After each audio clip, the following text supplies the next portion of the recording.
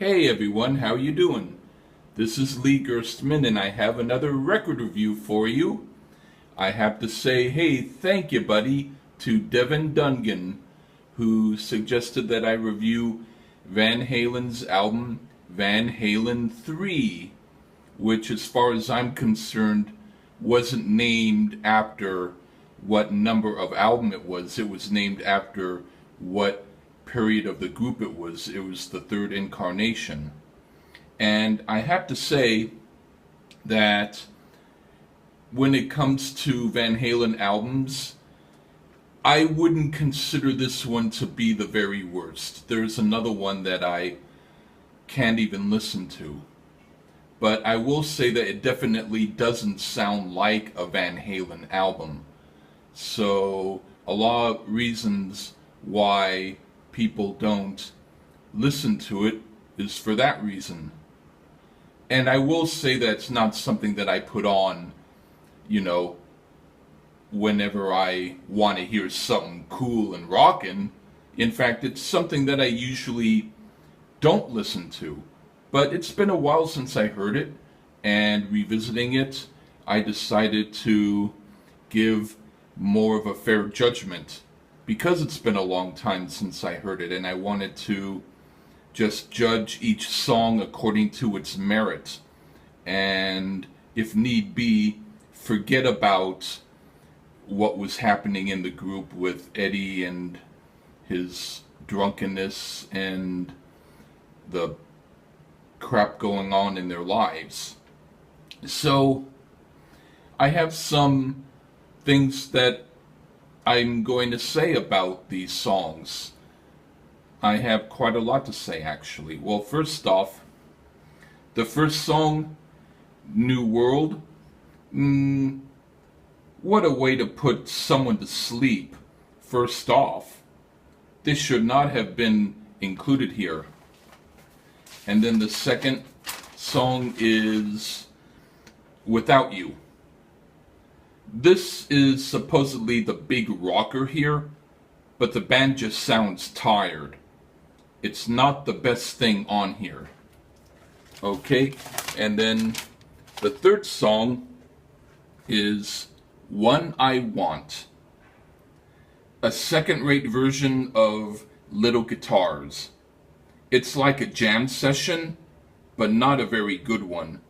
But the middle part's okay. And then From Afar, this sounds like an imitation of a Sammy Hagar version of Van Halen. It sounds like they worked on it as much as they could and didn't get it right, but said screw it, let's put it on the album anyway.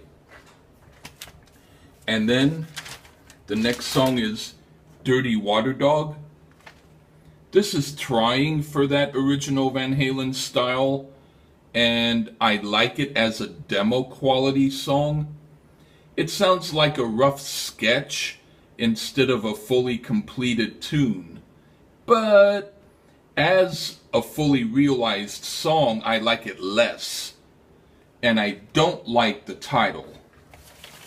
Okay, and then the next song is Once. If this were a Tangerine Dream song, it would be considered great.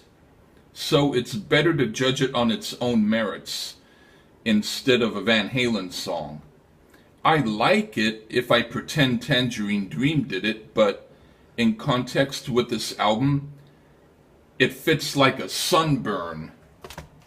Okay? And then next is Fire in the Hole. This sounds like it could have been on OU812. It's one of the best songs on here, but I think it's misplaced on this album when most of the songs aren't of this caliber.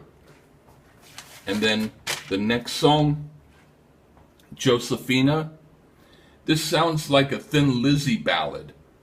I'm not a fan of Thin Lizzy's ballads, and I am not a fan of this song either, but I would be interested if Bruce Springsteen did it.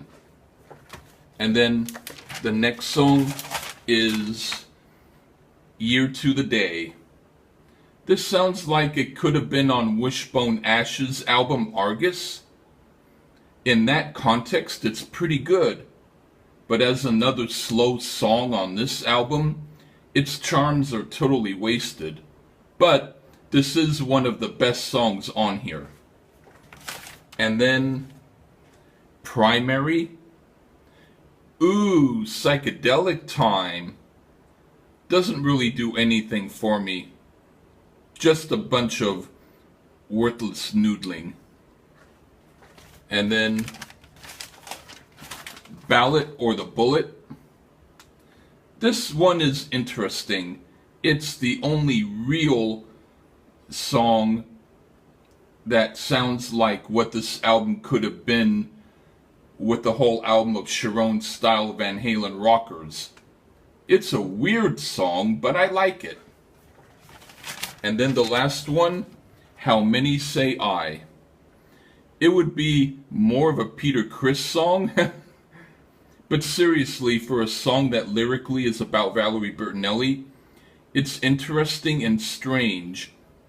The title refers to how many people would admit to not doing right by their partner. As the last song here, it's considered the throwaway. Well, it's a good idea, but it wasn't developed enough. But it could have been arranged better and performed by the whole band. It really isn't their worst song. So there you go. I would say that generally, I don't really like hearing this whole album all the way through because most of the songs are a little too long and a little too draggy. But if you listen to the songs individually and just hear them maybe in context of thinking of the groups that I mentioned and maybe putting one of the songs on a playlist with that other group, it actually isn't all that bad. I'd say that it was probably wrong for them to experiment like that. But now that enough time is cleared, I would say that if you're a fan of other types of music other than most of what Van Halen did, you might like this album better. And I wouldn't hate you for it, but I wouldn't want your advice on other music anyway. But this has been my review, and hey, I want to thank you, Devin, for suggesting the album. Hope you enjoy it. Cheers.